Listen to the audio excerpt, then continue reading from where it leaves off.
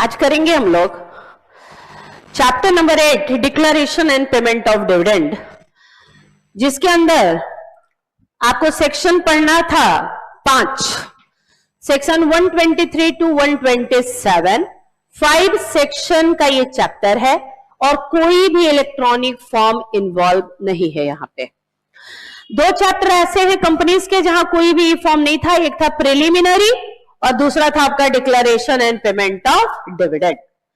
Total 5 section का chapter है जिसका नाम था declaration and payment of dividend. प्यार से आप उसको डिविडेंड के नाम से भी बोलते हैं। सबसे पहले सेक्शन 123 था डिक्लेरेशन ऑफ डिविडेंड का, सेक्शन 124 अनपेड डिविडेंड अकाउंट का, section 125 investor education and protection fund का, सेक्शन 126 है right of dividend, right share, bonus shares are to be held in abeyance in case of pending registration और transfer of shares का, और section 127 था punishment for failure to distribute dividend in 30 days. Total 5 section का chapter है। अगर हम लोग देखें तो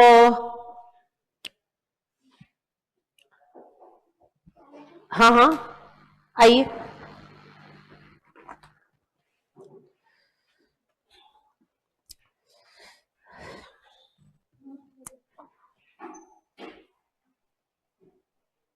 एक फाइल है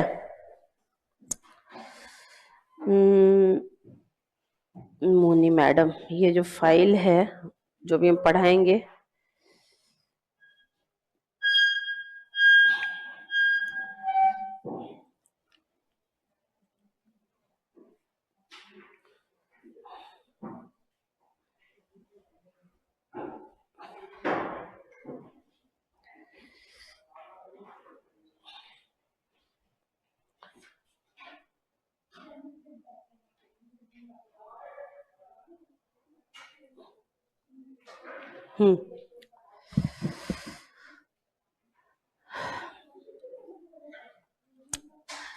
कंटेंट आपको मिला है, कंटेंट वाइज छोटा चैप्टर ही है।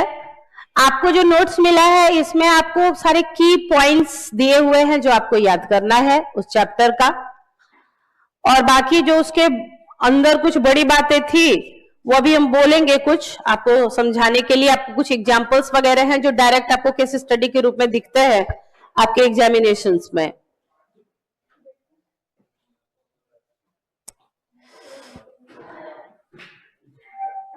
सीट ले लो, लेके बैठो, खोली दीजिए।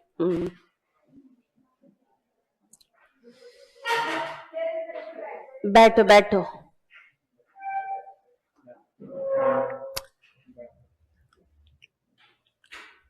आपके हाथ में जो नोट्स है वही नोट्स इधर आपको दिखेगा। जो बच्चे ऑनलाइन में जुड़े हुए हैं आपके लिए मैंने पीडीएफ उधर शेयर कर दिया है टेलीग्राम चैनल पे, जहां से आप पीडीएफ खोल के देख सकते हैं। आपने कहीं से भी पढ़ा हो, किसी से भी पढ़ा हो, सब लोग सेम ही सिलेबस पढ़ाते हैं।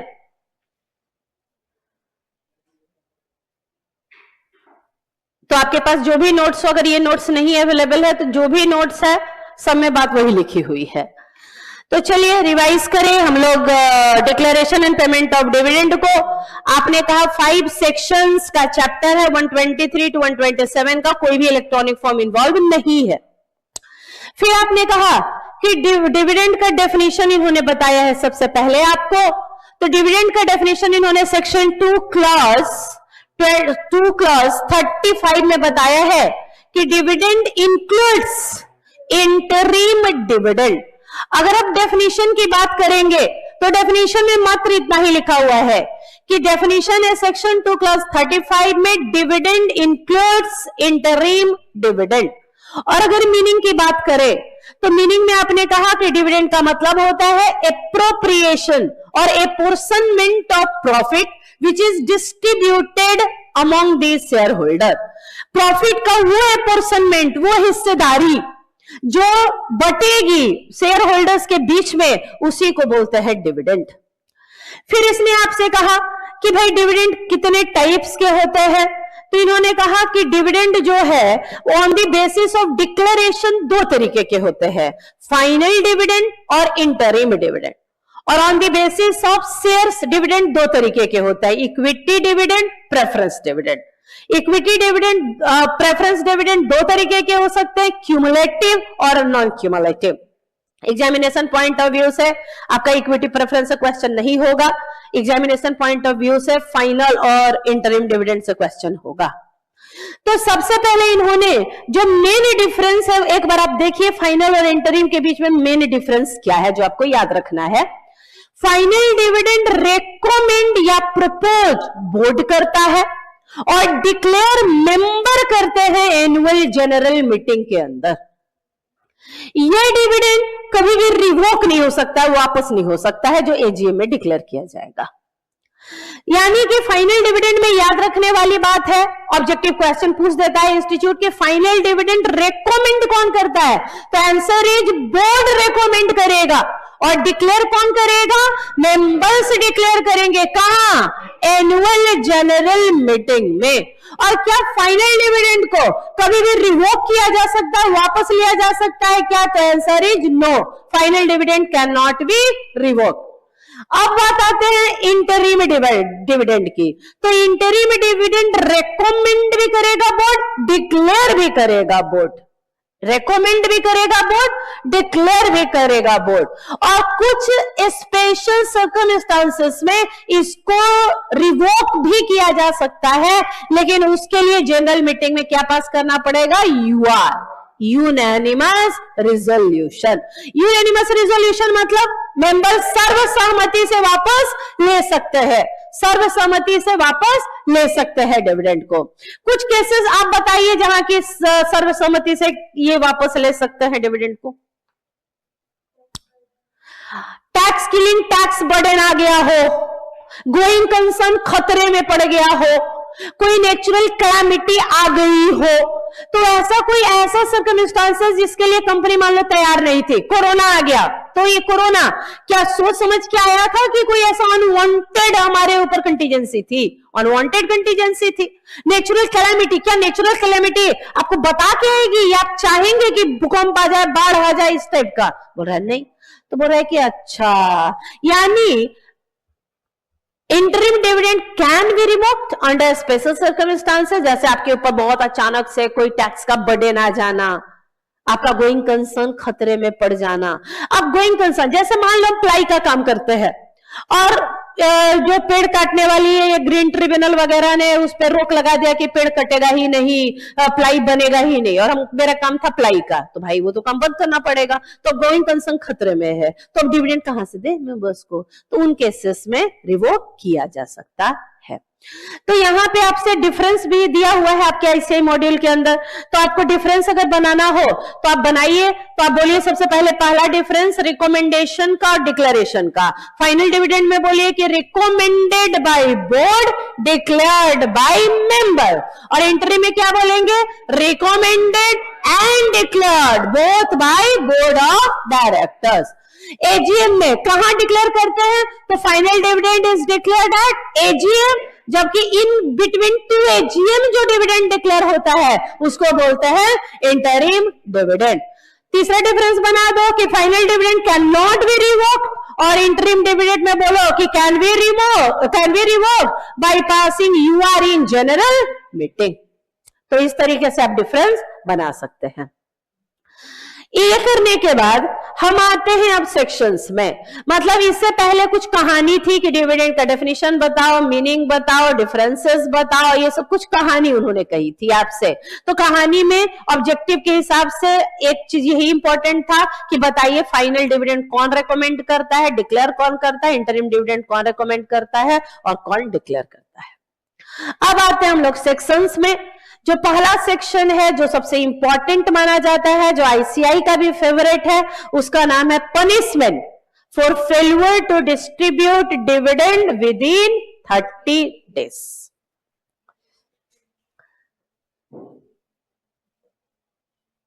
सेक्शन 127।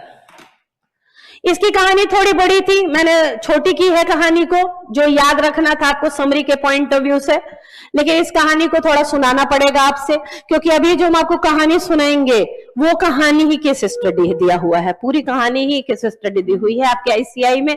तो सुनिए, पहला सेक्शन 127 बोलता है कि जिस दिन मेंबर्स ने एजीएम में डिविडेंड डिक्लेयर किया वहां से 30 दिन के अंदर डिविडेंड का पेमेंट हो जाना चाहिए। कितने दिन के अंदर? 30 दिन के अंदर डिविडेंड का पेमेंट हो जाना चाहिए, या कम से कम उसको अगर आपको डिविडेंड वारंट देना है, डिविडेंड रिसीट देना है, तो वो पोस्ट कर दीजिए।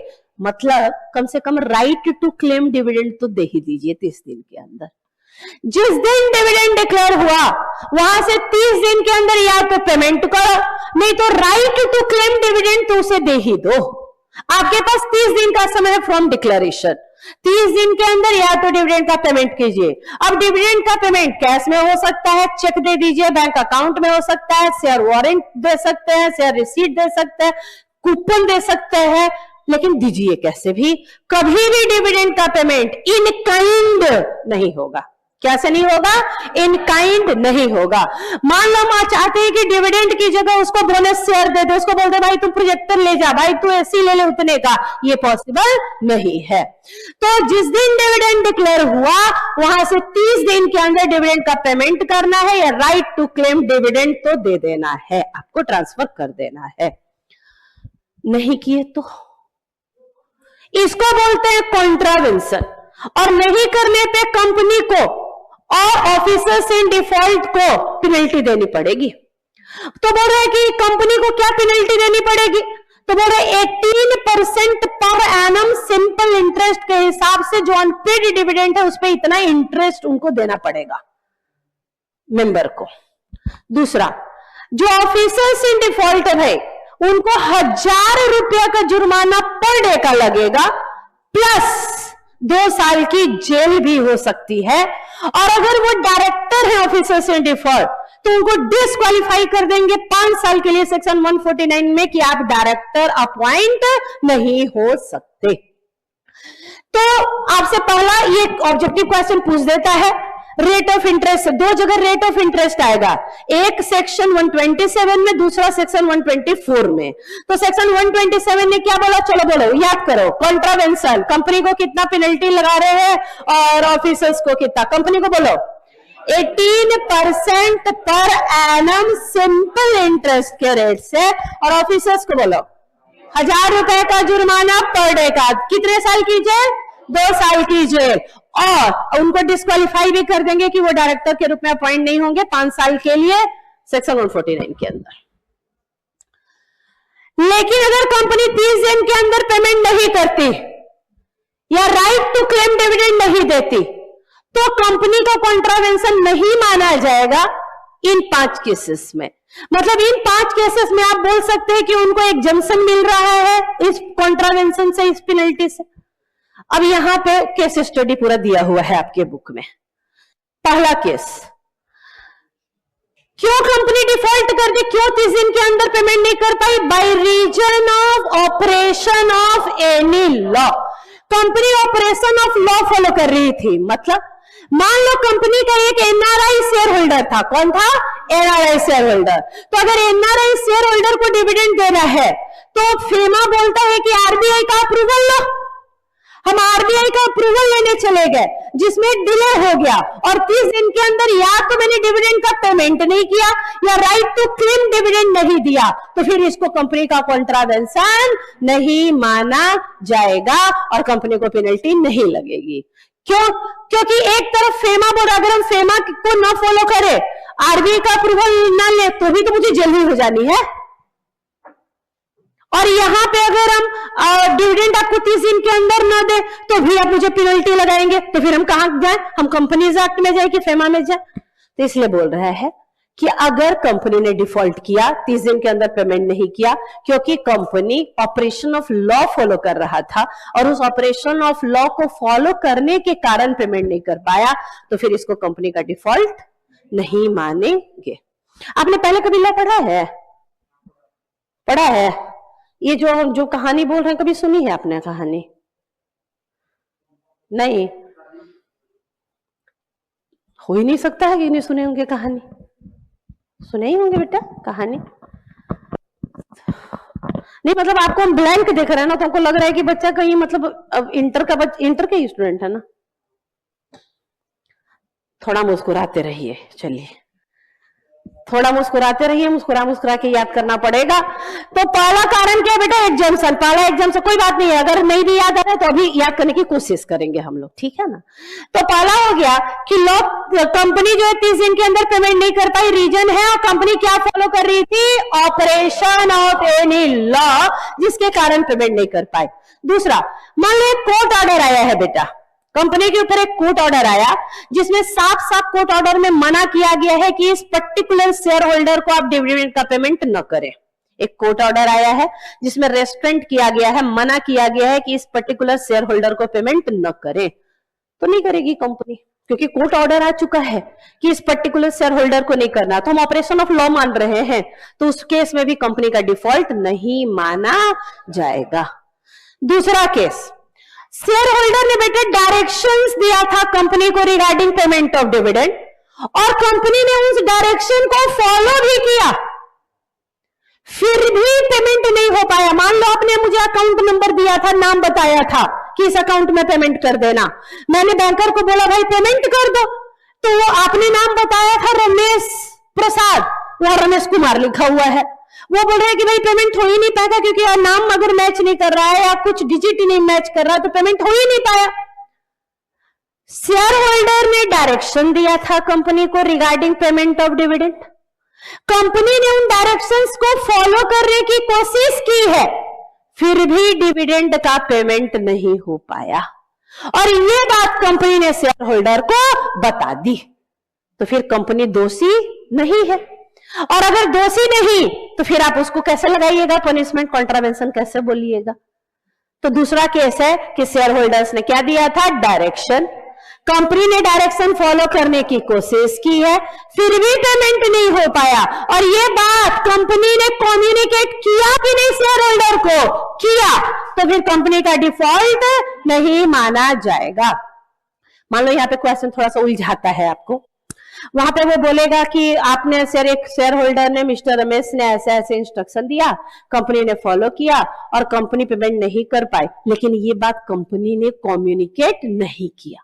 तो अगर कंपनी ने कम्युनिकेट नहीं किया तो अब तो कंपनी का फॉल्ट हो जाएगा, और कंपनी का फॉल्ट होने के बाद उनको एग्जम्पशन नहीं मिलेगा।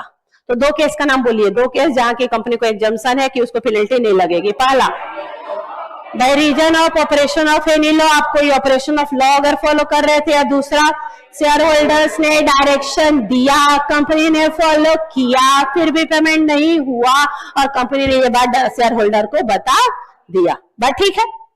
तीसरा केस, भाई इस बार तो डिस्प्यूट है, dispute regarding right to receive dividend, मतलब टाइटल को लेके डिफेक्ट है। मिस्टर एक्स मर गए, दो mister wife, Mrs wife X आ गई, उनकी दो वाइफ, तो कंपनी बोल रहा है कि भाई तुम तो संभाल लियो, हम नहीं दे पाएंगे दो लोगों को डिविडेंड।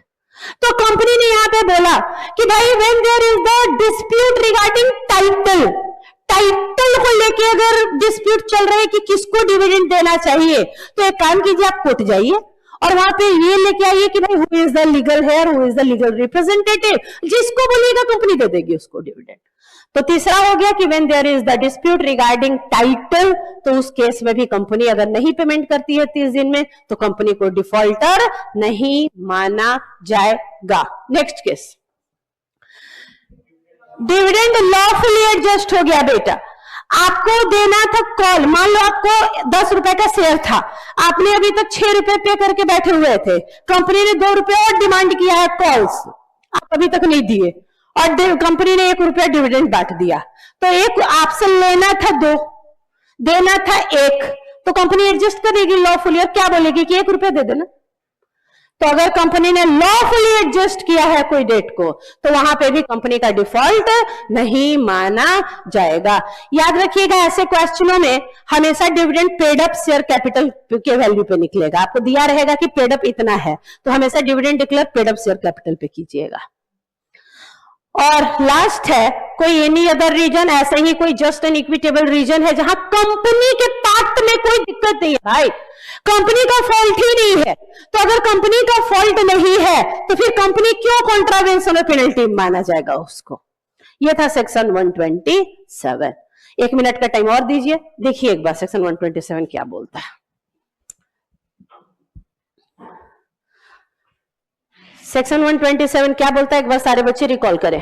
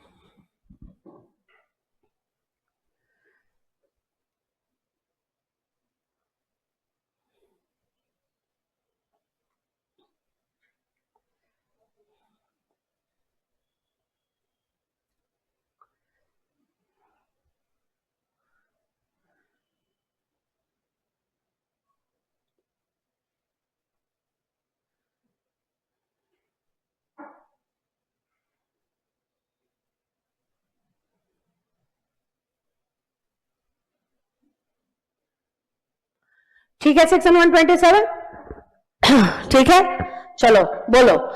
डिविडेंड जिस दिन डिक्लेयर हुआ कितने दिन के अंदर डिविडेंड का पेमेंट हो जाना चाहिए, 30 डेज के अंदर। या तो डिविडेंड पे करो, नहीं तो राइट टू क्लेम डिविडेंड तो दे ही दो, अदरवाइज इसको क्या माना जाएगा अगर ऐसा कंपनी नहीं करती है तो कॉन्ट्रावेंशन। कंपनी के ऊपर बताइए क्या फाइन वगैरह कितना लग जाएगा, 18% पर एनम सिंपल इंटरेस्ट, और ऑफिसर्स को 1000 रुपया पर डे का प्लस 2 साल की जेल प्लस डायरेक्टर है तो भैया 5 साल के लिए किसी कंपनी में डायरेक्टर भी नहीं हो पाते, डिस्क्वालिफिकेशन। आपसे ये पूछेगा नहीं डिस्क्वालिफिकेशन वाला, क्योंकि वो सेक्शन 149 आपको नहीं पढ़ना, लेकिन ये बात भी लिखी हुई है वहां पे। आपको नहीं पढ़ना होता है 147, इसलिए उसने नहीं लिखा, पर उसको अगर आप बेयर एक्ट देखेंगे ना तो वहां पे 149 सेक्शन का भी उसने रेफरेंस दिया हुआ है।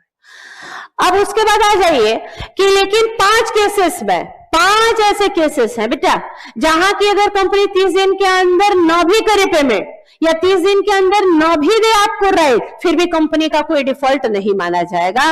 पहला केस है कंपनी फॉलो कर रही थी ऑपरेशन ऑफ एनी लॉ, जिसमें याद रखिएगा एनआरआई शेयर होल्डर को या कंपनी का एक कोर्ट ऑर्डर आया है जहां रेस्ट्रेंट किया जा रहा है पेमेंट ऑफ डिविडेंड को। 2 एग्जाम्पल। दूसरा फिर आपने कहा शेयर होल्डर ने डायरेक्शंस दिया था पेमेंट को लेके, कंपनी ने फॉलो किया और फिर भी नहीं हो पाया, और कंपनी ने ये बात शेयर होल्डर को कम्युनिकेट कर दी है। तीसरा वहां डिस्प्यूट है रिगार्डिंग राइट टू रिसीव, मतलब टाइटल को लेके दिक्कत है कि कौन है लीगल रिप्रेजेंटेटिव, वास्तव में इस बात को लेके डिस्प्यूट है। चौथा कंपनी ने लॉफुली एडजस्ट कर लिया डिविडेंड, और 5वां है any other reason, section 127। Next section 124। Section 124, section 124 के लिए मैंने आपको क्लास में एक डायग्राम बनवाया था अगर आपको याद हो तो, और सेम डायग्राम आईसीए की मॉड्यूल में भी आपको मिलेगा, जहां एक डायग्राम हम लोगों ने बनाया था, जहां आपने कहा था कि भाई सुनो कैसे कैसे डायग्राम था। कहा कि डिविडेंड का जिस दिन डिक्लेयर हुआ 30 दिन के अंदर पे कर दो, नहीं तो नेक्स्ट 7 डेज में वो पैसा अनपेड डिविडेंड अकाउंट में ट्रांसफर कर दो, उड़ा अकाउंट में। नहीं किए तो फिर कंपनी को 12% पर एनम सिंपल इंटरेस्ट के हिसाब से देना पड़ेगा उस पे इंटरेस्ट। और जिस दिन उड़ा में गया पैसा, वहां से 90 डेज के अंदर कुछ बाकी स्टेटमेंट 2 जगह डिस्प्ले करना होता था, कंपनी के वेबसाइट पे और गवर्नमेंट के वेबसाइट पे, आईईएफ के वेबसाइट पे। 4 चीजें, क्या 4 चीजें? शेयर होल्डर का नाम बताओ, लास्ट नोन एड्रेस बताओ, अमाउंट ऑफ अनपेड डिविडेंड बताओ, और नंबर ऑफ शेयर्स हेल्ड बताओ। 4 चीजें बताओ, डिस्प्ले करना था आपको 4 चीजें। 4 चीजें क्या क्या थी? नेम ऑफ शेयर होल्डर बताओ, लास्ट नोन एड्रेस बताओ, अमाउंट ऑफ अनपेड डिविडेंड बताओ और नंबर ऑफ शेयर्स हेल्ड बताओ। 4 चीजें आपने डिस्प्ले किया था।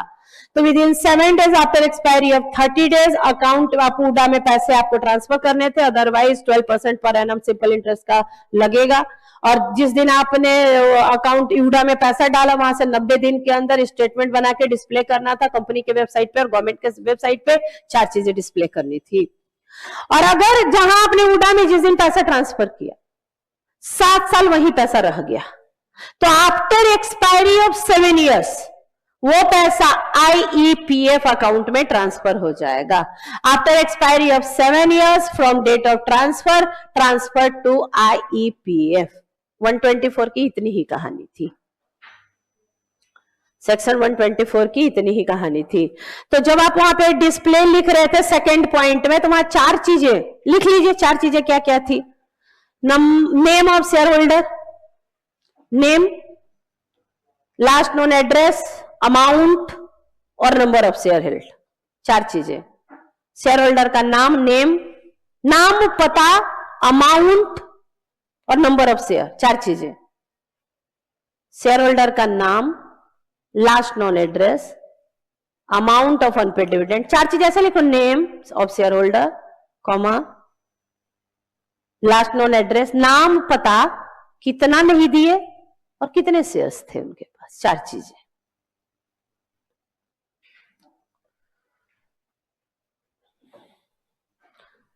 सेक्शन 124 जिस चैप्टर का हम रिवाइज करवाने वाले हों उस चैप्टर को आप एक बार घर में जरूर पढ़ के आए। अगर आपका एक बार रीड किया हुआ रहेगा चैप्टर, तो जब हम सब कहानी आपको बोलेंगे तो आपको चैप्टर याद होगा। क्योंकि अगर वो आपका पहले नहीं पढ़ा होगा और एकदम आप ब्लैंक होंगे, तो आप ये सोचिए कि डिविडेंड पढ़ाने में मुझे 4 दिन क्लास में लगा है और उस 4 दिन को 1.5 घंटा में निपटाना है। अगर तो 4 दिन का काम अगर 1.5 घंटे में निपटाना है तो स्पीड टीचर की तो तेज होगी और आपको याद भी करना है। और अगर आप कभी नहीं पढ़े हैं डिविडेंड तो आपको मुश्किल हो सकता है फिर। तो कम से कम आप एक बार अपना चैप्टर रीड करके ही आए, पर अनअवेयर ना आए। क्योंकि फिर जब हम बोले तो आपको मैटर देखा सुना लगना चाहिए, तो ही मैटर याद होगा। क्योंकि अगर आप 7 महीना जिस सिलेबस को पढ़ने में लगता है, उस सिलेबस को इतने कम टाइम में हम लोग अगर कोशिश कर रहे हैं कि आपको पूरा सिलेबस करवा दें, तो स्पीड कितना गुना ज्यादा होगी। तो इसलिए अगर आपका एक बार पढ़ा होगा तो आपके लिए थोड़ी आसानी हो जाएगी बेटा। तो चलिए सेक्शन 124 एक बार बोलते हैं फिर से हम। जिस दिन डिविडेंड डिक्लेयर किया है मेंबर ने एजीएम में, जिस दिन मेंबर ने डिविडेंड डिक्लेयर किया है वहां से 30 दिन के अंदर डिविडेंड का पेमेंट कर देना है, या कम से कम आपको राइट टू क्लेम डिविडेंड तो ट्रांसफर कर ही देना था। ना किए तो कितने दिन के अंदर वो पैसा अनपेड डिविडेंड अकाउंट में ट्रांसफर कर दोगे? 7 दिन के अंदर, 7 days के अंदर। और अगर ऐसा नहीं कर पाए तो कंपनी को 12% पर एनम सिंपल इंटरेस्ट चुकाना होगा उस पैसे पे। जिस दिन पैसा तुमने अनपेड डिविडेंड अकाउंट में ट्रांसफर किया वहां से 90 days के अंदर 2 जगह 4 बातें डिस्प्ले करनी होंगी। 2 जगह बोलो, कंपनी के वेबसाइट पे और गवर्नमेंट के वेबसाइट पे। 4 चीजें। पहली, name of share holder, last known address, amount of unpaired dividend और नंबर ऑफ शेयर्स हेल्ड। 4 चीजें आपको डिस्प्ले करनी होंगी। और अगर वो पैसा वहीं पड़ा रह गया बेटा 7 साल, तो आफ्टर एक्सपायरी ऑफ 7 years, 7 साल जब बीत गए, तो अब वो पैसा ट्रांसफर कीजिए। कहां? IEPF अकाउंट में, इन्वेस्टर एजुकेशन प्रोटेक्शन फंड में। इतनी कहानी लिखी हुई है सेक्शन 124 में। नेक्स्ट सेक्शन की ओर मूव करें, सेक्शन 123। सेक्शन 123 प्रैक्टिकल के लिए इंपॉर्टेंट है।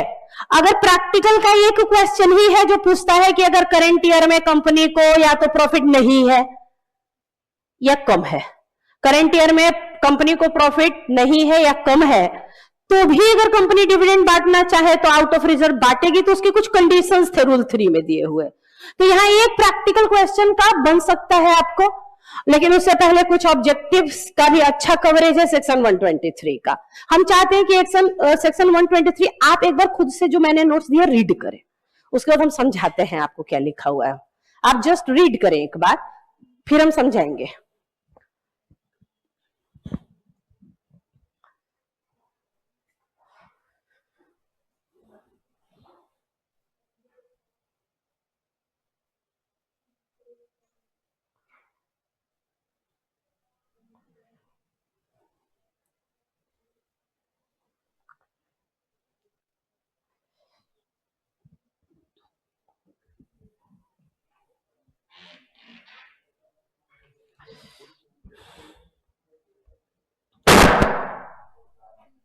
कौन है ये?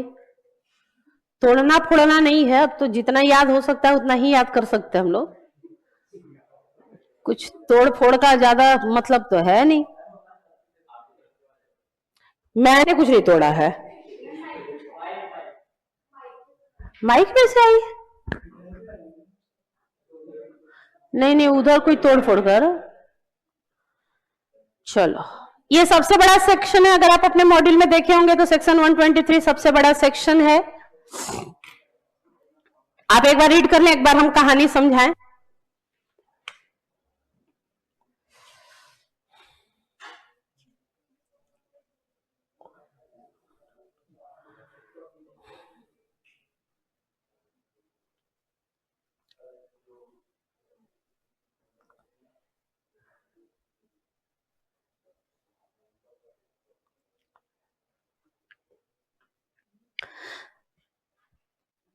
दो कंपनी जो डिविडेंड बांट ही नहीं सकती। एक तो है सेक्शन 8 कंपनी जो कभी भी अपने मेंबर को डिविडेंड डिक्लेयर और पेमेंट नहीं कर सकती। क्यों? चैरिटी के लिए बने हो भाई।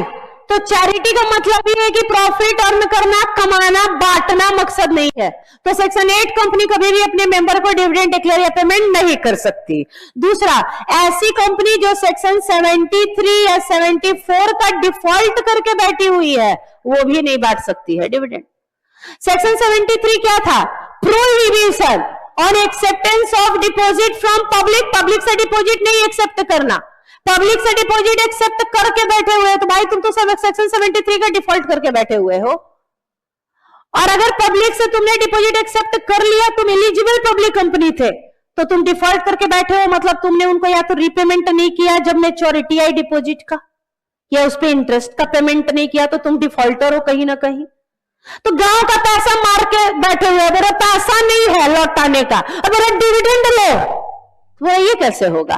अभी तो तुमने कहा कि गांव का पैसा मार के बैठे हो ना कि डिविडेंड भाई कहां से दे डिपॉजिट, कहां से इंटरेस्ट चुकाता, ऐसा नहीं है। और अभी बोले भाई मेंबर डिविडेंड। बोले सुनो, अगर तुम सेक्शन 73 का डिफॉल्ट करके बैठे हो या सेक्शन 74 का, तो अपने मेंबर्स को डिविडेंड बांट नहीं सकते। और सेक्शन 8 भी अपने मेंबर को डिविडेंड बांट नहीं सकता। तो दो कंपनी आपको याद करना होगा ऑब्जेक्टिव के लिए भी, या एक इसी पे सेक्शन 8 पे बेस्ड एक केस स्टडी है प्रिलिमिनरी चैप्टर में, जहां बोल रहे हैं कि एक कंपनी का उसने एग्जांपल दिया हुआ है कि ये कंपनी है जो अपने मेंबर को डिविडेंड डिक्लेयर कर रही है, पेमेंट कर रही है। तो वहां पे उसने बोला कि भाई ये तो सेक्शन 8 कंपनी है, ये तो अपने मेंबर को डिविडेंड डिक्लेयर पेमेंट नहीं कर सकती, क्योंकि ये तो उनके डेफिनेशन में भी लिखा हुआ है सेक्शन 8 कंपनी में, चैरिटेबल कंपनियों के डेफिनेशन में, लाइसेंस कंपनियों में, कि कभी भी अपने मेंबर को डिविडेंड डिक्लेयर या पेमेंट नहीं कर सकते। तो सबसे पहले लग गया प्रोहिबिशन। प्रोहिबिशन है दो कंपनियों के ऊपर कि आप अपने मेंबर को डिविडेंड डिक्लेयर बांट नहीं सकते, सेक्शन 8, और जो कंपनी सेक्शन 73 या 74 का डिफॉल्ट करके बैठी हुई है। दूसरा प्रोविजन, कहां से बांटेंगे? करेंट ईयर प्रॉफिट, सोर्स देखो, current year profit, past year profit, या फ्री रिजर्व एक्यूमुलेटेड प्रॉफिट, या जो पैसे सीजीएसजी ने या गारंटी दिया होगा वहीं से बांट सकते हैं। मैंडेटरी, अच्छा क्या डिविडेंड बांटने से पहले डिप्रेसिएशन चार्ज करना शेड्यूल 2 के अनुसार जरूरी है क्या? हाँ। अच्छा, पास्ट ईयर के लॉसेस पड़े हुए हैं, करेंट ईयर के लॉसेस है, तो पहले उनको सेट ऑफ कीजिए तो डिविडेंड बांटिए। नेक्स्ट, ये सब ऑब्जेक्टिव के लिए इंपॉर्टेंट प्रोविजन है, एक बार दो बार पढ़िएगा तो याद हो जाएंगे। नेक्स्ट, जिस दिन डिविडेंड डिक्लेयर हुआ बेटा, क्या उसके कितने दिन के अंदर उसको सेपरेट शेड्यूल बैंक अकाउंट में पैसा जमा कर देते थे कि कंपनी इस पैसे का कोई यूज न कर पाए? 5 दिन के अंदर सेपरेट शेड्यूल बैंक अकाउंट में वो पैसा ट्रांसफर कर देना होता था। यहां पे एक प्रश्न है आपसे, एक कंपनी है बेटा, पिछले 5 साल में उसको खूब प्रॉफिट हो रहा है, हर साल प्रॉफिट होता है, उसके बावजूद कंपनी अपने मेंबर्स को डिविडेंड नहीं बांटती, तो क्या कंपनी को हम बोले कि कंपनी गिल्टी है? क्यों नहीं? क्योंकि डिविडेंड का राइट शेयर होल्डर का कोई राइट नहीं है डिविडेंड का। मतलब आप ये नहीं बोल सकते हैं कि ये तो आपका अधिकार है कि आपको डिविडेंड मिलना चाहिए। अगर कंपनी ने डिविडेंड नहीं बांटा भाई, तो वो उसके रिटेन्ड अर्निंग में पड़ा हुआ है, उस पैसे को वो कंपनी की ग्रोथ में लगा रही है, जिससे मार्केट शेयर बढ़ रहा है, मार्केट प्राइस शेयर का बढ़ रहा है। आज से 5 साल पहले जो शेयर तुमने 10 रुपए का खरीदा था, आज मार्केट प्राइस उसका 135 रुपया हो गया। तो वो डिविडेंड ना बांट के अगर मैंने ग्रोथ में लगाया है कंपनी के, तो वो भी तो आपके शेयर के साथ आपके शेयर का प्राइस बढ़ने के कारण मिल रहा है आपको। तो कंपनी का फॉल्ट कहां से हो गया इसमें? Dividend is not the matter of right of any share holder, it is not the matter of right कि वो आपका अधिकार है। हाँ, अगर कंपनी ने डिविडेंड डिक्लेयर कर दिया कि 10% डिविडेंड बांटेंगे, तो ये कंपनी का डेट या ऑब्लिगेशन हो चुका होता है कि अब कंपनी को डिविडेंड बांटना होगा। लेकिन अगर इन स्पाइट ऑफ कि उसको प्रॉफिट हो रहा था, यूज प्रॉफिट, फिर भी अगर वो डिविडेंड नहीं बांट रही थी, तो आप कंपनी को इस बेसिस पे गिल्टी नहीं बोल सकते। ठीक है ना? Dividend is not the matter of right of any share holder, बस once the dividend declare it becomes the debt for the company and company has to pay the dividend to its share holder in that case. Next, dividend किसको दे बेटा? तो बोला registered share holder को दो, या उसके एजेंट को दो, या बैंक में ट्रांसफर कर दो 30 दिन के अंदर, बस दे दो। या तो रजिस्टर्ड शेयर होल्डर को दो, या उसके एजेंट को दो, या उसके बैंक में दे दो, बैंकर को, बस दे दो जो डिविडेंड तुमने डिक्लेयर किया। नेक्स्ट, कैसे दें? What is the mode? कैसे दें? कैश दो, चेक दो, फंड ट्रांसफर करो, डिविडेंड वारंट दे दो, कूपन दे दो, बस एक चीज मत करना, काइंड में बात मत करना देने की। बोल रहे भाई देखो पैसे तो नहीं है, बेंच ले जाओ हमारा टॉपर्स क्लासेस प्राइवेट, और ये बात नहीं करना, काइंड में देने की बात नहीं करनी। ट्रांसफर टू रिजर्व, क्या डिविडेंड बांटने से पहले कुछ पैसा रिजर्व में ट्रांसफर करना मैंडेटरी है? क्या बोल रहा है? नहीं। क्या है ये? डिस्क्रिशनरी।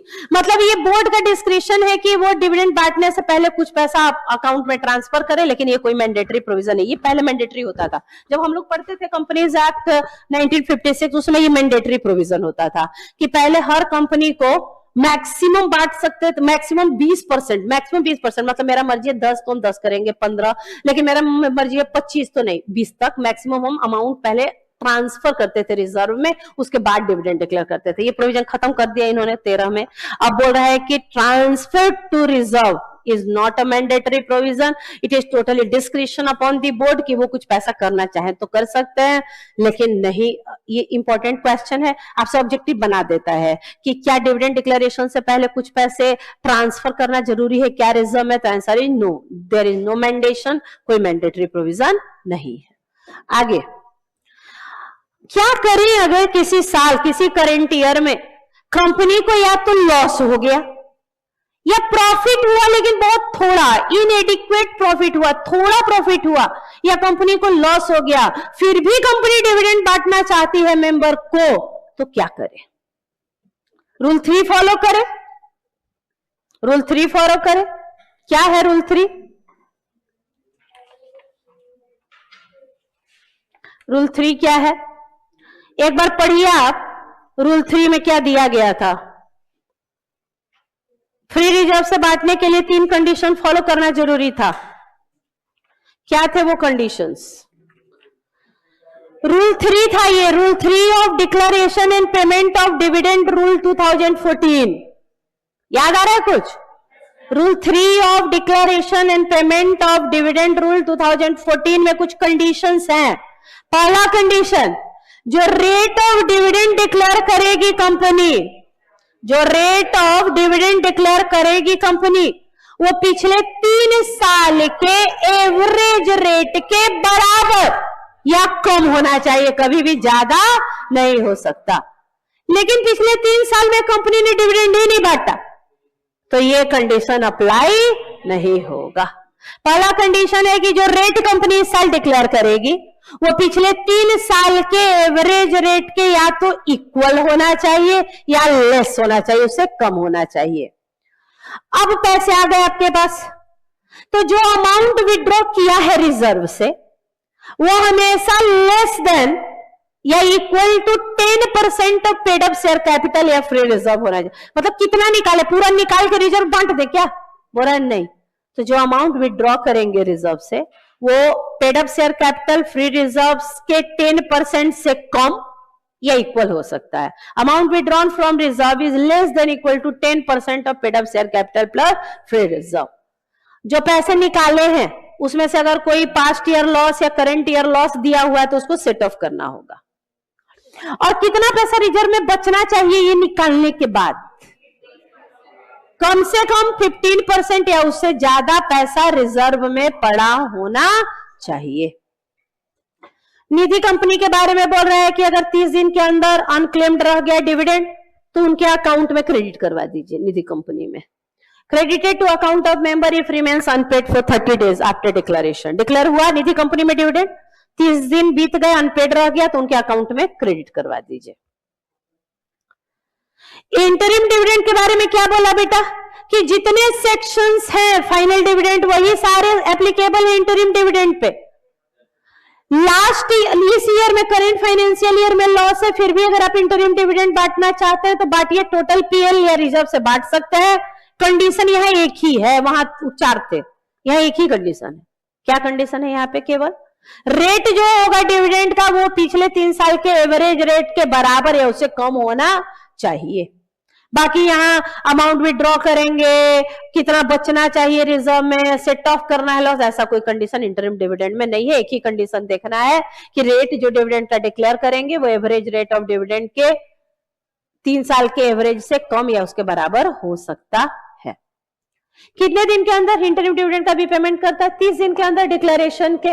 रिवोकेशन पॉसिबल है, अभी तुमने कहा है by passing U R in general meeting, revocation is possible. तो यहां पूरे डिविडेंड चैप्टर से एक ही प्रैक्टिकल क्वेश्चन बनता है, पूरे डिविडेंड चैप्टर से एक ही प्रैक्टिकल क्वेश्चन का कवरेज है और सेक्शन 123 का ही वो कवरेज है कि कंडीशंस देखना पड़ेगा आपको डिविडेंड का। आप एक काम कीजिए, सबसे लास्ट पेज में जाइए, देखिए तो एक क्वेश्चन दिया हुआ है आईसीआई का आया हुआ, क्वेश्चन पढ़ें और देखिए तो क्या आंसर आप कर पा रहे हैं उस क्वेश्चन का।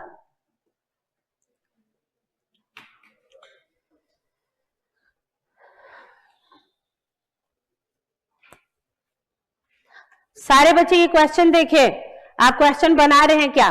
क्वेश्चन बनाते समय क्वेश्चन के ऊपर पेन पेंसिल से आराम से लिखिए क्या डेटा दिया है, क्या निकालना है, क्या होना चाहिए।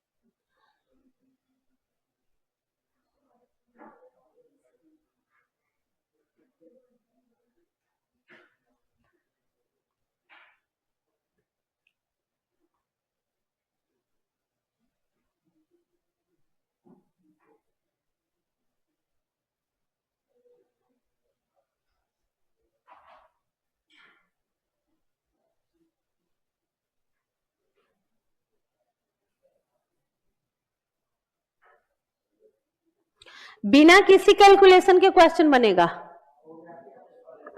बिना किसी कैलकुलेशन के क्वेश्चन बन रहा है, समझ रहे हैं कैसे।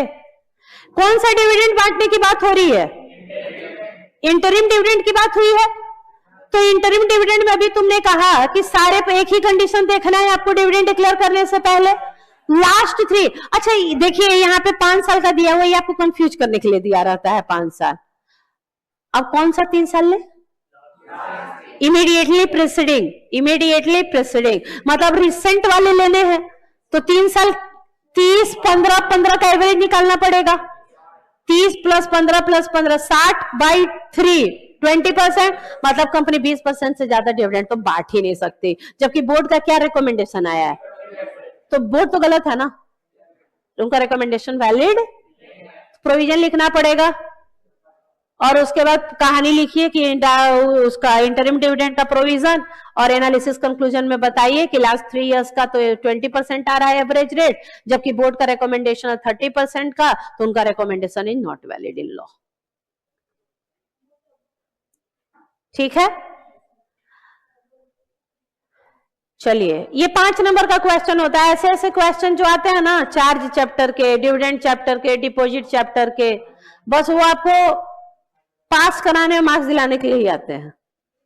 अदरवाइज कितना टाइम लगता है ऐसे क्वेश्चनों को करने में।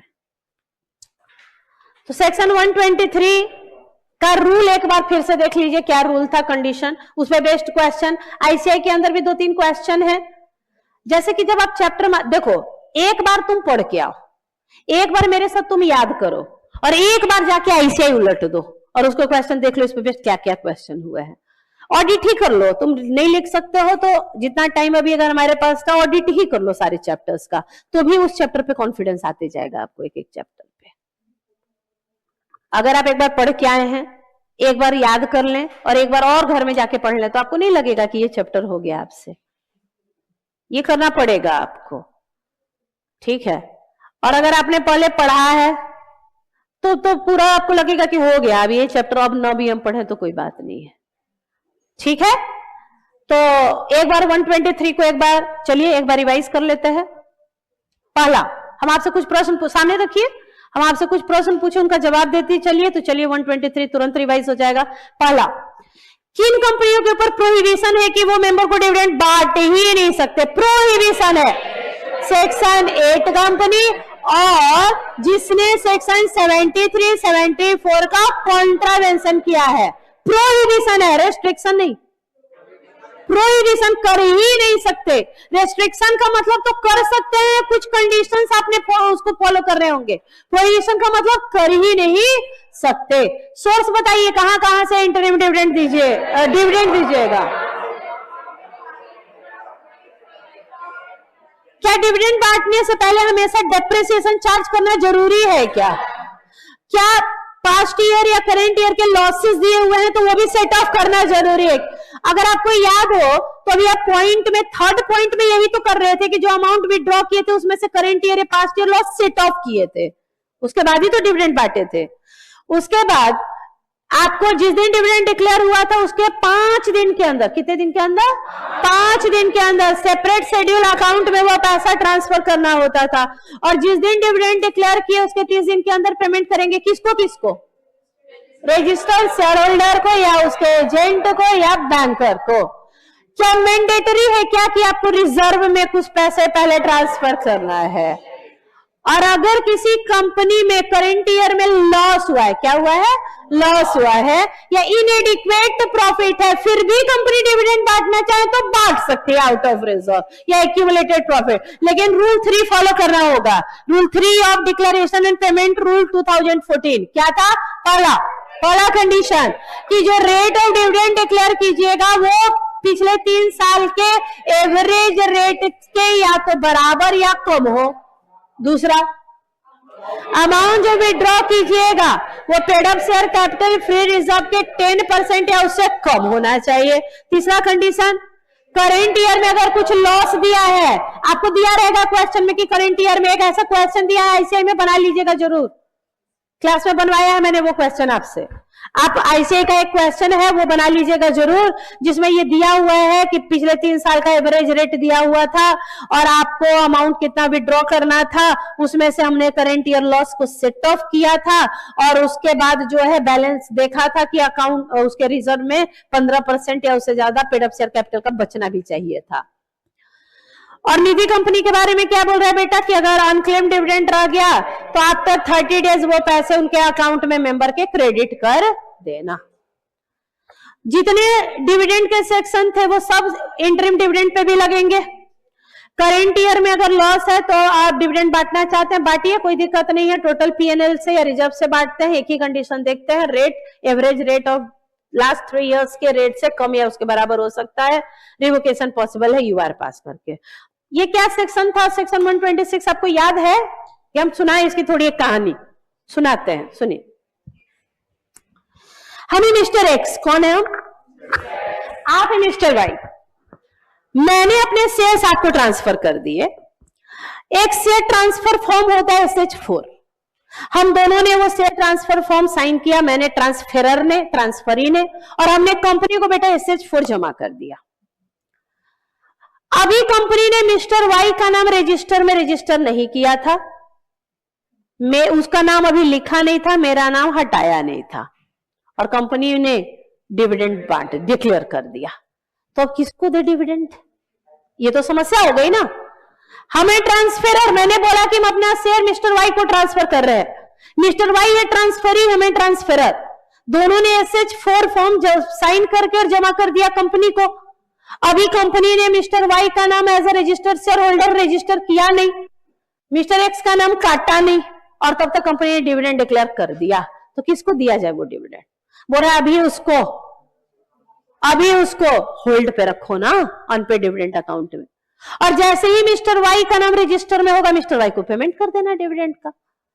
और नहीं तो एक और कैसे की पेमेंट हो सकता है, मिस्टर एक्स कंपनी को ये ऑथराइज करें लिख के कि आप मिस्टर वाई को दे दीजिए, हम ना तो कभी डिविडेंड इस पे मांगने आएंगे ना मेरा कोई क्लेम होगा, तो फिर कंपनी मिस्टर वाई को कर दे पेमेंट डिविडेंड का। यही पूरी कहानी का नाम है सेक्शन 126। पढ़िए। Dividend bonus share right share are to be kept in abeyance. Abeyance का मतलब क्या होता है? अभी उसको रखिए, होल्ड करके रखिएगा। SH4 डिलीवर कर दिए हैं कंपनी को, लेकिन ट्रांसफर जो है अभी रजिस्टर नहीं हुआ है, और कंपनी ने मीन टाइम पे डिविडेंड डिक्लेयर कर दिया। तो ये पैसा आप उडा में ट्रांसफर कर दीजिए, अनपेड डिविडेंड अकाउंट में ट्रांसफर कर दीजिए, और जब मिस्टर वाई का नाम आप चढ़ा दें रजिस्टर में उनको पेमेंट कर दीजिएगा। और नहीं तो मिस्टर एक्स फिर या तो ऑथराइज करे रिटर्न में लिख के कि आप कर दे मिस्टर वाई को पेमेंट, हमें कोई दिक्कत नहीं है तो कर दीजिएगा। आगे बढ़े। Last section 125, investor education and protection fund. Investor education protection fund, investor education protection fund से एक ऑब्जेक्टिव क्वेश्चन का कवरेज बिल्कुल हो सकता है। 5, 6, 7 बातें हैं टोटल हमें याद करने के लिए। पहली बात, IEPF अथॉरिटी के बारे में आपको कुछ बोला है कि कितने टोटल मेंबर होंगे, रूल कौन बनाता है, अकाउंट्स कौन बनाता है, ऑडिट करता कौन है, और क्या एनुअल अकाउंट और ऑडिट रिपोर्ट दोनों बोथ हाउसेज ऑफ पार्लियामेंट में सबमिट होते हैं क्या, IEPF में आखिर पैसा आता कहां कहां से है, और ये IEPF का यूटिलाइजेशन कहां कहां किया जाता है। हम कहानी सुनाए उससे पहले आप एक बार पढ़ लें IEPF, investor education protection fund को एक बार रीड करें।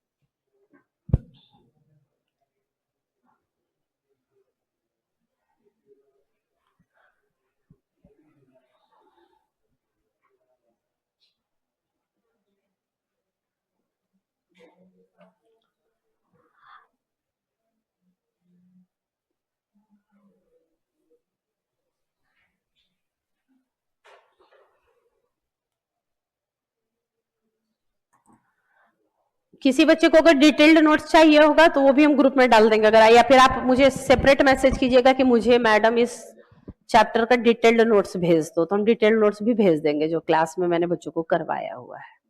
ये तो समरी है, ये तो है वो बात जो तुमको याद होनी चाहिए। लेकिन अगर तुमको लगता है कि मुझे डिटेल्ड नोट्स भी एक बार पढ़ने को मिल जाता तो आप मुझे मैसेज करेंगे, हम आपको डिटेल्ड नोट्स शेयर करेंगे। क्योंकि जो बच्चे रेगुलर अभी क्लास में उनके पास तो सब कुछ है डिटेल, लेकिन जो नहीं है क्लास में या मेरे से नहीं क्लास लिए हुए, आप कहीं से भी क्लास लिए हुए हैं, फिर भी अगर आप नोट्स चाहते हैं तो हम आपको नोट्स भेज देंगे जो रेगुलर क्लास में हुआ है, जिसे आप वहां से एक बार और पढ़ सकते हैं। लेकिन उसके लिए मुझे आपको टेलीग्राम पे मैसेज करना होगा तो भेजेंगे, ठीक है। बाकी ये कहानी तो आपको याद करना है। ये वो कहानी है जो एग्जाम के एक दिन पहले अगर 15 चैप्टर आपके पास है तो 15 चैप्टर को एक बार पलट सकते हैं। 15 चैप्टर का समरी तो हम पलट ही सकते हैं। 15 चैप्टर मिला के मान लो 50-60 पेज का होगा, 50-60 पेज तो पलटना आसान ही है, लेकिन उतना पेज पलटना आसान नहीं होता है एग्जाम से एक दिन पहले, लेकिन ये तो पलटना आसान होगा एग्जाम से एक दिन पहले। चलिए कहानी शुरू किया जाए। आईईपीएफ का, इन्वेस्टर एजुकेशन प्रोटेक्शन फंड का कॉन्स्टिट्यूशन। एक होता है चेयरमैन, आपको पता है चेयरमैन कौन होता है? बताइए चेयरमैन कौन होता है? मैंने बताया होगा क्लास में कि आईईपीएफ का चेयरमैन कौन होता है। जो सेक्रेटरी होता है एमसीए का, एमसीए का जो सेक्रेटरी होता है ex officio by virtue of holding that position is holding this position. मतलब अभी चूंकि वो एमसीए का सेक्रेटरी है इसलिए वो आईईपीएफ का चेयरमैन है। अगर वो सेक्रेटरी ना रहे तो यहाँ चेयरमैन भी नहीं होगा, एक्स ऑफिसियो। आपने पढ़ा होगा जीसीए एक्ट में कि अपॉइंटमेंट दो तरीके से होता है, एक होता है बाय नेम जिसको बोलते हैं फ्रेश अपॉइंटमेंट, और एक होता है ex officio by virtue of holding that position you are holding this position. तो पहला चेयरमैन कौन होता है? Secretary of MCA ex officio. दूसरा, उसके अलावा 7 और मैक्सिमम मेंबर हो सकते हैं। एट प्रेजेंट बात करें तो 6 मेंबर ही हैं। और एक होता है CEO, chief executive officer. Management administration देखने का काम सीजी का, इसका मैनेजमेंट एडमिनिस्ट्रेशन कौन देखेगा? सीजी। मतलब सारे मेंबर्स का अपॉइंटमेंट करना हो, सीईओ का अपॉइंटमेंट करना हो, ये सब काम कौन करेगा? सीजी। सीजी। अकाउंट्स कौन मेंटेन करेगा? बोला अथॉरिटी मेंटेन करेगा इन कंसल्टेशन विद काग। कंट्रोलर एंड ऑडिटर जनरल के कंसल्टेंसी से अथॉरिटी अकाउंट्स मेंटेन करेगा और ऑडिट करेगा काग, कंट्रोलर एंड ऑडिटर जनरल। और एनुअल रिपोर्ट और ऑडिट रिपोर्ट दोनों कहां प्रेजेंट किए जाएंगे? पार्लियामेंट में। पैसे आते कहां कहां से हैं? What are the sources? पहला आपने कहा था गवर्नमेंट से पैसे आएंगे, गवर्नमेंट जो ग्रांट देगी, डोनेशन देगी, फी देगी, या रेवेन्यू अकाउंट में जो पैसा है गवर्नमेंट का वहां से आ सकता है। दूसरा ट्रांजिशन। ट्रांजिशन मतलब अभी जो कंपनीज एक्ट 2013 चल रहा है, इससे पहले कंपनीज एक्ट 1956 चलता था।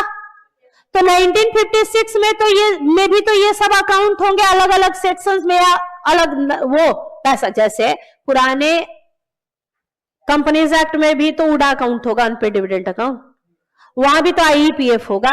तो अब जब नया बन गया यहाँ पे तो वो सारे पैसे जो वहां थे वहां तो नए वाले अकाउंट में ट्रांसफर हुए होंगे, उसको बोलते हैं ट्रांजिशन। ट्रांजिशन मतलब वहां से पैसे का यहाँ पे ट्रांसफर होना, ओल्ड अकाउंट से न्यू अकाउंट, ओल्ड उडा से न्यू उडा, ओल्ड आईईपीएफ से new IEPF, old separate schedule bank से न्यू सेपरेट शेड्यूल बैंक। तो ये सब पैसे वहां से भी तो आए होंगे।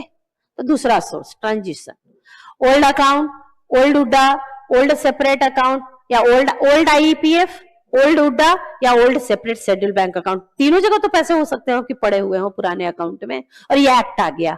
तो ये एक्ट के आने से यहाँ पे देखो सेक्शन 125 में आईईपीएफ है, वहां 205 में आईईपीएफ था, तो वो सारे पैसे ट्रांजिशन में ओल्ड वाले अकाउंट से नए वाले अकाउंट में ट्रांसफर हो जाएगा। तीसरा, आपका application money due for refund था। अगर आपको याद हो तो आप सिक्योरिटी जब इश्यू करने से पहले जब एप्लीकेशन मनी मंगाते हैं तो अलॉटमेंट 60 दिन के अंदर करना होता है आपको एप्लीकेशन मनी का, और अगर 60 दिन के अंदर अलॉटमेंट नहीं कर पाते तो नेक्स्ट 15 दिन में पैसा रिफंड करो। नहीं किए तो आईपीएफ में ट्रांसफर हो जाएगा 7 साल अगर वहीं पड़े हुए हैं तो। उसी तरीके से मैच्योर डिपॉजिट था, डिवेंचर था, डिविडेंड था, जो सब ड्यू चल रहा था पेमेंट 7 साल या उससे अधिक, तो वो सब पैसा भी ट्रांसफर हो जाएगा आईपीएफ में। उसके बाद अदर सोर्स से भी फ्रैक्शनल शेयर थे, आपने पढ़ा होगा वो जब आप एमलगमेशन चैप्टर में फ्रैक्शन में शेयर आते हैं तो जो इतना पॉइंट इतना शेयर, तो जो फ्रैक्शनल शेयर को पैसा बेच के जो पैसा था वो सभी आईपीएफ में ट्रांसफर होता है। इंटरेस्टिंग, मान लो आईपीएफ बहुत बड़ा अकाउंट है गवर्नमेंट का, तो वो पैसा वो री इन्वेस्ट भी करती है, वो लोगों को उधार में भी देती है, तो उससे जो इंटरेस्ट कमा रहे हैं, उससे जो इन्वेस्टमेंट पे इंटरेस्ट कमा रहे हैं, वो सभी तो सोर्स हुआ इसका। तो these are the sources of IPF account. आप अगर अपना अपना मॉड्यूल देखिएगा तो बहुत लंबी 2-3 पेज में 4 पेज में कहानी हुई है कि कहां से, उसको हम लोगों ने थोड़ा कैटेगराइज करके याद करने की कोशिश की है कि एक सोर्स है गवर्नमेंट, एक सोर्स है ट्रांजिशन, एक सोर्स है जितना अनपेड अनक्लेम्ड डिविडेंड है, चाहे वो एप्लीकेशन मनी के नाम पे हो, डिवेंचर के नाम पे हो, डिपॉजिट के नाम पे हो, डिविडेंड के नाम पे हो, या आपका प्रेफरेंस शेयर का पेमेंट रिडीम करने के नाम पे हो, कुछ भी पैसा जो 7 साल तक अनपेड अनक्लेम्ड डिविडेंड रह गया वो सब आईपीएफ में ट्रांसफर कीजिए। फ्रैक्शनल शेयर को बेच के पैसा आ रहा है, इन्वेस्टमेंट इनकम आ रहा है, इंटरेस्ट इनकम आ रहा है, वो सब आईपीएफ में ट्रांसफर कीजिए। These are the sources. अब यूटिलाइजेशन पैसा खर्च कहां कहां करेंगे भाई? पहला, मान लो 7 साल के बाद कोई जागा नींद से, कुंभकर्ण था वो, कि जागा है अभी नींद से वो 7 साल के बाद कि भाई मेरा तो बच गया अनक्लेम्ड अनपेड डिविडेंड, और वो आया आईपीएफ अथॉरिटी के पास। तो आईपीएफ, देखो आईपीएफ अथॉरिटी याद करो, जब पैसा 90 दिन के अंदर वहां पे जब आपने ट्रांसफर किया 90 दिन के अंदर 2 जगह डिस्प्ले किया था, आईपीएफ के पास भी प्रूफ है। आप एक काम कीजिए, फिर से अपना गवर्नमेंट और अपने कंपनी से लेके आइए कि मैं हूं वो शेयर होल्डर और मैं कुंभ में खो गया, अभी मिला हूं तो मैं आया हूं अपना डिविडेंड लेने, ऐसा कुछ भी कहानी है आपका। तो अभी अगर आप आएंगे तो भाई आपको रिफंड करना होगा, तो रिफंड कहां से करेंगे? तो आईपीएफ से ही तो करेंगे। जो पैसा dividend, deposit, debenture, application money वगैरह के नाम पे था वो सब अभी आपको दे देंगे, अनपेड जो अनक्लेम्ड था।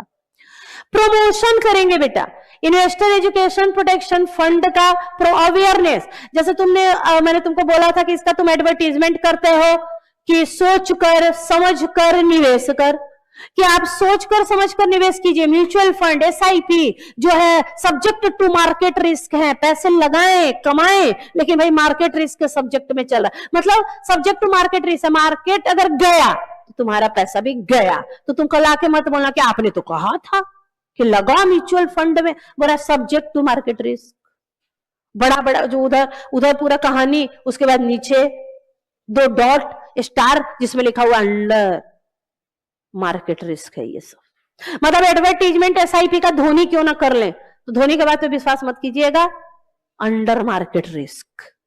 धोनी अपने पैसे से कहीं नहीं देने वाले हैं आपको पैसा, वो लौटाने वाले हैं। तो बोल रहे ओ अच्छा, ये जागो ग्राहक जागो जो होते रहता है, ग्राहक को बताओ, जगह बताओ, भाई देखो ठीक से निवेश करो, यहाँ निवेश करो, ऐसे निवेश करो, उसमें पैसा यूज करो। Promotion, investor education protection fund में अवेयरनेस इन्वेस्टर्स को करने। ये क्या है? Distribution of disgorged amount of identifiable person. इसमें क्या हुआ था, अगर आपको प्रोस्पेक्टस चैप्टर याद हो तो प्रोस्पेक्टस चैप्टर में आपको शेयर, वो दलालों ने क्या किया था, शेयर ब्रोकर ने झूठ झूठ का बता के ये कंपनी अभी प्रॉफिट में होने वाली है, आपसे पैसे लगवाए थे, और आप भी फिक्टिशियस नाम पे शेयर्स वगैरह खरीद लिए। कंपनी को जो पता चला था कि फिक्टिशियस नाम पे था तो शेयर जब्त कर लिया था कंपनी ने, और शेयर को ट्रांसफर कर दिया था आईपीएफ में।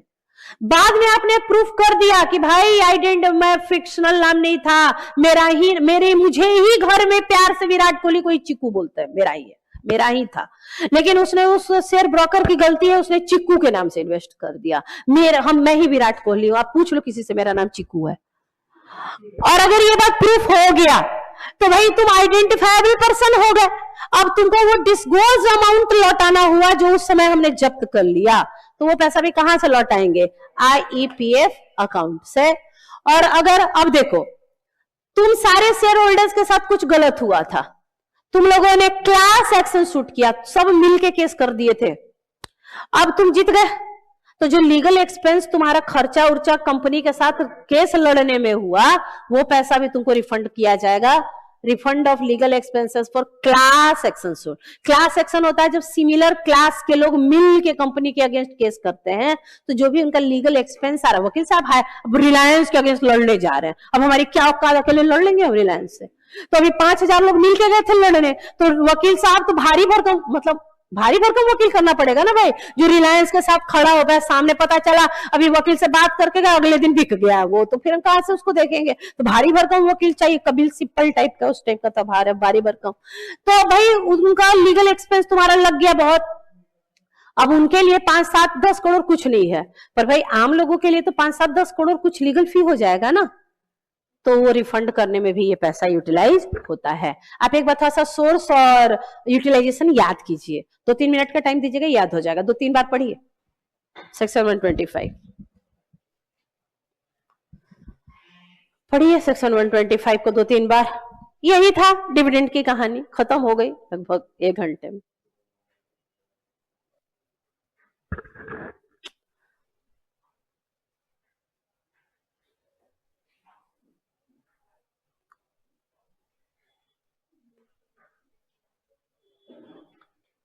एक क्वेश्चन तुमको दिखेगा पेपर में डिविडेंड का, या तो क्वेश्चन 123 सेक्शन का वो वाला क्वेश्चन उस टाइप का होता है, प्रैक्टिकल हो सकता है एक, और नहीं तो सेक्शन 123 होगा। 123 और 127 ये दोनों आपको याद होना चाहिए। 123, 127 दोनों सेक्शंस याद होना चाहिए। अगर केस स्टडी पूछा तो मैंने जितनी तुमको कहानी बोली वही सब केस दिखेगा तुमको। Operation of law, share holder and direction, distribute, तो कॉल सिनेरियर को सेट ऑफ किए थे, वही कहानी दिखेगी तुमको। तुम अपना अगर मॉड्यूल देखोगे तो जितना केस स्टडी है वो सब इसी कहानियों पे डिपेंड करती है। आप एक काम करते चलिएगा, ICAI के लास्ट में जितना डिस्क्रिप्टिव क्वेश्चन है हर चैप्टर का, उसको एक बार जरूर देख लीजिएगा। आपको बनना चाहिए वो क्वेश्चन, उससे आपका थोड़ा सा कॉन्फिडेंस लेवल बढ़ जाएगा कि ICAI के क्वेश्चंस बन रहे हैं आपसे।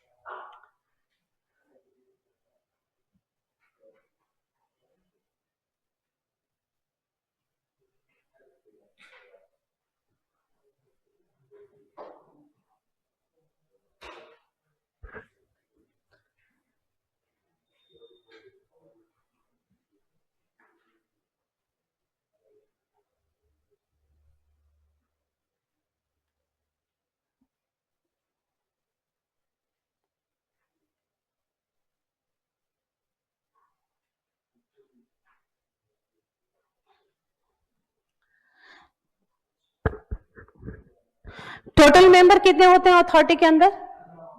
9 मैक्सिमम मेंबर हो सकता है, एक होगा चेयरमैन, 7 मैक्सिमम मेंबर और हो सकते हैं, और एक होगा CEO। मैक्सिमम 9 मेंबर हो सकते हैं, एट प्रेजेंट बात करें तो 8 है, 6 तो मेंबर है ना, और एक चेयरमैन और एक CEO, मैक्सिमम 9 हो सकते हैं, अभी 8 है।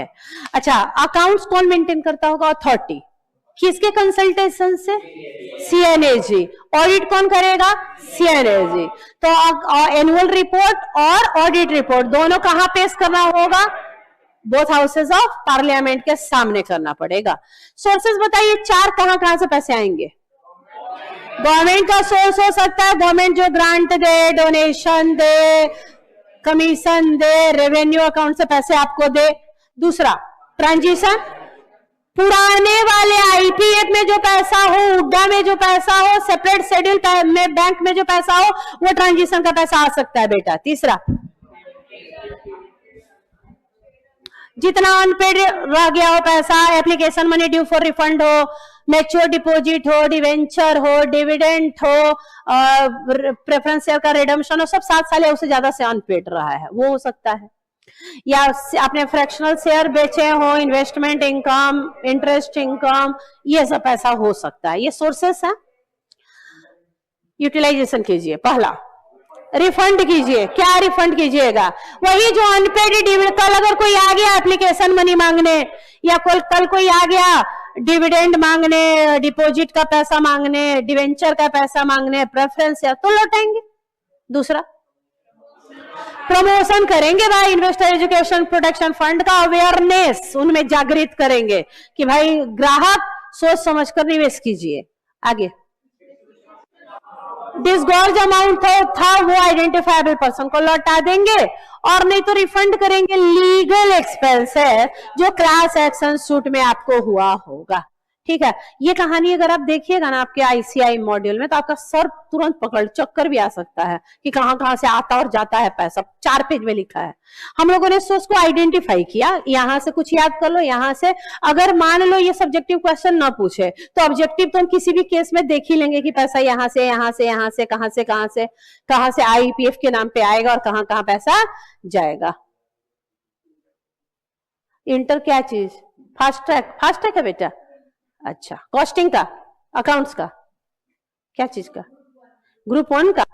ठीक है, अभी एक पेपर होगा 6:30 बजे से। ठीक है, ये दूसरा पेपर खत्म होने जा रहा है, कोई बात नहीं है। डिविडेंड पढ़े हैं? कितने दिन के अंदर डिविडेंड का पेमेंट हो जाना चाहिए डिक्लेरेशन के? अच्छा, कोई बात नहीं, आज का क्लास देख लीजिएगा जाके। चलिए, आपको कहानी याद हुई? एक बार फिर से बोले डिविडेंड की कहानी। इस बार आप बोलिएगा, हम सुनेंगे। चलिए, सेक्शन 120, सबसे पहले डिविडेंड का डेफिनेशन बोलिए तो किस सेक्शन में है? Section 2(35). Dividend includes interim dividend. और अगर मीनिंग बोले तो एप्रोप्रिएशन या apportionment of profit which is distributed among the share holders is known as dividend. On the basis of declaration dividend 2 तरीके का। कौन सा डिविडेंड है जो रेकमेंड भी बोर्ड करता है, डिक्लेयर भी बोर्ड करता है? कौन सा डिविडेंड है जो रेकमेंड तो बोर्ड करता है लेकिन डिक्लेयर मेंबर एजीएम में करते हैं? कौन सा डिविडेंड है जो रिवोक हो सकता है? कैसे? कौन सा डिविडेंड है जो रिवोक नहीं हो सकता? जो डिविडेंड एजीएम में डिक्लेयर होता है उसको क्या बोलते हैं? तो अगर डिविडेंड का क्वेश्चन पूछा फाइनल इंटरिम तो इतना ही हो सकता है। आगे बढ़े सेक्शंस में।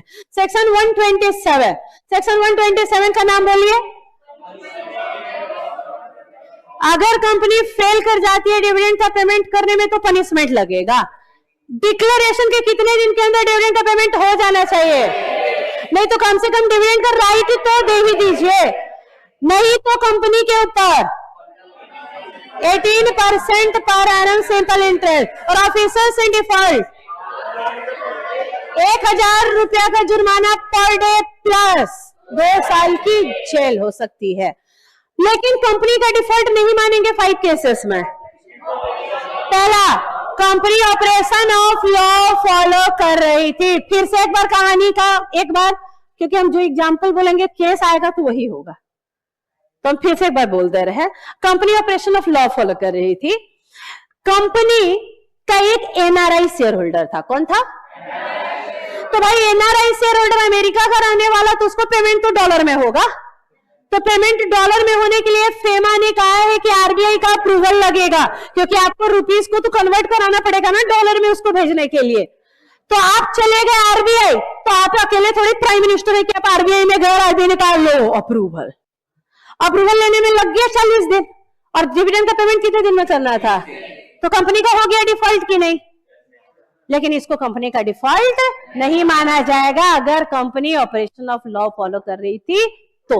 दूसरा केस, कोर्ट ऑर्डर आया है, क्या आया है, ये दूसरा एग्जांपल, कोर्ट ऑर्डर आया है जिसमें रेस्टोरेंट का ऑर्डर आया है कि इस पर्टिकुलर, नाम क्या है तुम्हारा, दीपेश को पेमेंट मत करना डिविडेंड का।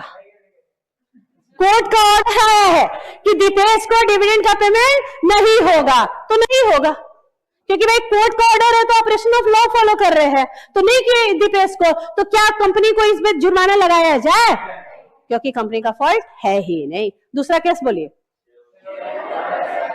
शेयर होल्डर ने क्या दिया, कंपनी ने फॉलो किया क्या, और फिर भी पेमेंट नहीं हो पाया क्या, क्या ये बात कंपनी ने शेयर होल्डर को बताई है कि नहीं बताई है, कम्युनिकेट किया है क्या, तो इस अगर कंपनी ने बताई है तो फिर कंपनी का कोई फॉल्ट।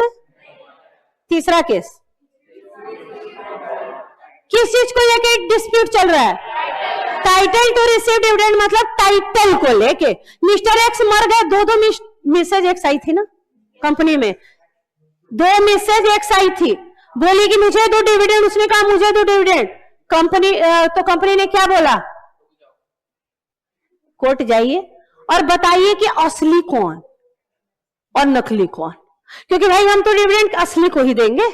तो when there is the dispute regarding the title, तो आप टाइटल को का डिस्प्यूट खत्म कीजिए तो डिविडेंड पेमेंट होगा। चौथा केस बोलिए, लॉफुली एडजस्ट किया है कंपनी ने, आपका कॉल सीनियर पड़ा हुआ था, भाई मैंने कॉल मांगा था 2 रुपए, अभी तक तुमने पेमेंट नहीं किया और कंपनी ने डिविडेंड डिक्लेयर किया, तो एडजस्ट करके ही तो बैलेंसिंग देगा। तुमसे मांगे थे 2 रुपए, तुम पे डिविडेंड देना था 1 रुपए, तो नेट में क्या बोलेंगे, 1 रुपए दे दो। तुम बोलो मुझे मिला नहीं, पूछो मुझे दो 1, फिर तुमको 2 देंगे। बेईमान आदमी, उतने दिन से कॉल इन एरियर पड़ा हुआ है, उतने दिन से तो तुमने 2 रुपए दिया नहीं, अब पहले हम 1 दे तब तुम 2 दोगे, उससे अच्छा है तुम 1 ही दे दो, नेट सेट ऑफ करके। तो हम लॉफुली एडजस्ट कर लिए थे उसको। और पांचवा, एनी अदर रीजन, तो अगर और किसी रीजन से नहीं पेमेंट किया है तो कंपनी का कोई दोष अगर नहीं है तो कोई उनके ऊपर कॉन्ट्रावेंशन अट्रैक्ट। यही था पूरी कहानी सेक्शन 127। 124 बोलिए, डिक्लेरेशन के कितने दिन के अंदर पेमेंट हो जाना चाहिए, 30 दिन। नहीं हुआ तो पैसा कहां भेज देंगे, अनपेड डिविडेंड अकाउंट। नहीं भेजे तो 12% पर एनम सिंपल इंटरेस्ट के हिसाब से पेनल्टी। जिस दिन उठा में पैसा दिए उससे कितने दिन के अंदर 2 जगह डिस्प्ले होगा, 90 डेज के अंदर। कहां कहां दो जगह, कंपनी के वेबसाइट पे और गवर्नमेंट के वेबसाइट, मतलब आईपीए पे। 4 बातें। शेयर होल्डर का नाम बताओ, लास्ट नोन एड्रेस बताओ, नंबर ऑफ शेयर्स हेल्ड बताओ और amount of unpaired dividend account. यही ना 4 चीजें डिस्प्ले करेंगे। और वहां अगर पैसा 7 साल पड़ा रह गया तो after expiry of 7 years that fund will be transfer to IEPF account, investor education protection fund में पैसा ट्रांसफर कर देंगे, है ना। ये था सेक्शन 124। सेक्शन 123, 2 कंपनियां डिविडेंड बांट ही नहीं सकती है, सेक्शन 8। और जिसने सेक्शन 73 या 74 का डिफॉल्ट किया, सोर्स बताओ, current year, past year, reserve, surplus, government से कुछ मिला हो। फॉर्म बताओ किस रूप में, cash, cheque, fund transfer, dividend coupon.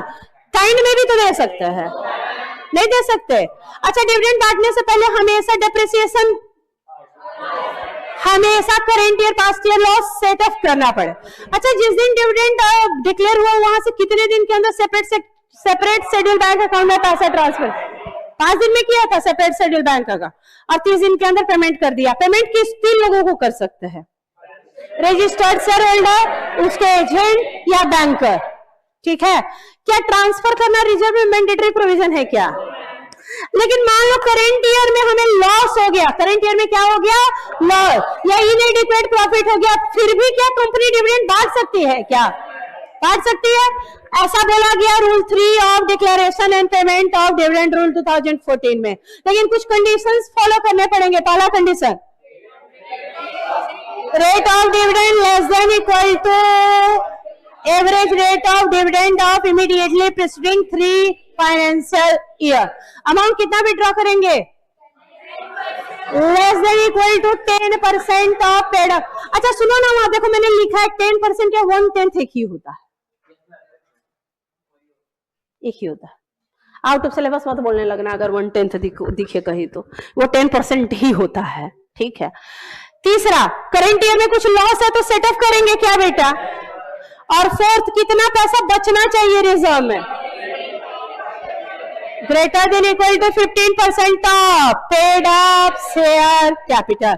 क्या इंटरिम डिविडेंड पे सारे प्रोविजन उसके लगाते हैं क्या? सारे सेक्शन, सारे प्रोविजन डिविडेंड वाले, और करंट ईयर से और लास्ट क्वार्टर जिसमें जहां तुम डिविडेंड दे रहे हो उसके लास्ट क्वार्टर तक के प्रॉफिट से हम डिविडेंड बांट सकते हैं। लेकिन अगर करंट ईयर में लॉस भी हो गया है फिर भी इंटरिम डिविडेंड बांटना चाहे तो बांट सकते हैं।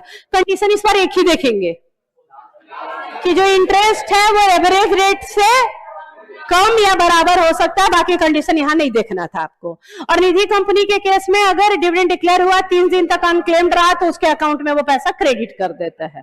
ये बात सेक्शन 123 में थी। सेक्शन 126, मिस्टर एक्स ने मिस्टर वाई को शेयर ट्रांसफर कर दिया था। शेयर ट्रांसफर होता है SH4 ट्रांसफरर ट्रांसफरी ने साइन करके कंपनी को ट्रांसफर कर दिया था, लेकिन कंपनी अभी तक ट्रांसफरी का नाम रजिस्टर में नहीं लिखा था, ट्रांसफरर का नाम नहीं काटा था, उससे पहले कंपनी ने डिविडेंड डिक्लेयर कर दिया था, तो वो पैसा उड़ा में अनपेड डिविडेंड अकाउंट में ट्रांसफर कर दीजिए। जब तक कि मिस्टर एक्स ये ना आपको बोले कि भाई मेरा कोई क्लेम नहीं है, मैं मांगूंगा नहीं, मुझे ये डिविडेंड नहीं चाहिए, आप ये डिविडेंड मिस्टर वाई को दे दो। अगर ऐसा नहीं बोलते हैं तो उड़ा में ट्रांसफर होगा वो पैसा। और लास्ट था सेक्शन 120 जिसका नाम है investor education protection fund. Authority का कॉन्स्टिट्यूशन बताइए, कितने मेंबर हो सकते हैं? मैक्सिमम 9। एट प्रेजेंट कितने हैं? 8। एक होगा चेयरमैन जो कि सेक्रेटरी MCA एक्स ऑफिसियो होगा। उसके अलावा 6 और मेंबर एट प्रेजेंट है, एक होगा CEO। इनका ये पूरा एडमिनिस्ट्रेशन मैनेजमेंट देखने का काम CJ का। अकाउंट कौन मेंटेन करेगा? अथॉरिटी मेंटेन करेगा in consultation with CNAG। Audit कौन करेगा? और एनुअल रिपोर्ट और audit report both houses of parliament में सबमिट करेंगे। सोर्स बोलो, कहां कहां से पैसा आएगा IPF में? गवर्नमेंट से, ट्रांजिशन से, गवर्नमेंट से, ट्रांजिशन से। तीसरा अनपेड अनक्लेम्ड से। चौथा अदर सोर्सेस से। गवर्नमेंट से पैसा आ सकता है डोनेशन, ग्रांट, कमीशन, रेवेन्यू के नाम पे। ट्रांजिशन पुराने वाले IPF सेट में पैसा, पुराने उड़ा में पैसा, पुराने सेपरेट शेड्यूल बैंक का पैसा। आगे unpaid application money due for refund पड़ा हुआ था 7 साल है उससे ज्यादा, mature deposit, debenture, dividend, preference share का रिडम्पशन 7 साल है उससे अधिक से ड्यू था, फ्रैक्शनल शेयर बेच के पैसा आया था वो पैसा, और अदर में इंटरेस्ट इनकम, इन्वेस्टमेंट इनकम के नाम पे पैसा आया है। यूटिलाइजेशन बताइए जाएगा कहाँ? रिफंड करेंगे। जो अनक्लेम्ड अनपेड डिविडेंड था, डिपॉजिट था, डिवेंचर था, एप्लीकेशन मनी था, प्रेफरेंस शेयर था, उनको देंगे अगर वो मांगने आते हैं तो। प्रमोट कीजिए इन्वेस्टर को, उसको अवेयरनेस उसमें जागृत कीजिए। नेक्स्ट डिस्गोर्स अमाउंट था, आइडेंटिफाइबल पर्सन को लौटाइए। चौथा रिफंड कीजिए legal expenses class action suit में। ये था डिविडेंड चैप्टर। डिटेल नोट्स को एक बार घर में पढ़ें और एक बार ICA के क्वेश्चन लगाएं लास्ट वाले, तो आपका डिविडेंड हो जाना चाहिए। नेक्स्ट क्लास में चार्ज पढ़ेंगे, रजिस्ट्रेशन ऑफ चार्जेस, छोटा चैप्टर है, लेकिन एक बार आप चार्ज रीड करके आइएगा जरूर। सेक्शन रेंज कुछ याद है चार्ज के बारे में? सब खा पी गए, बोलिए। सेक्शन रेंज 77 to 87, CHG 10 होते हैं, ठीक है। तो पूरी कहानी एक बार चार्ज की पढ़ के आए, जस्ट रीड, और यहाँ पे हम कहानी याद करवाने की कोशिश करेंगे, फिर आप रिवाइज करेंगे तो जाके हो पाएगा।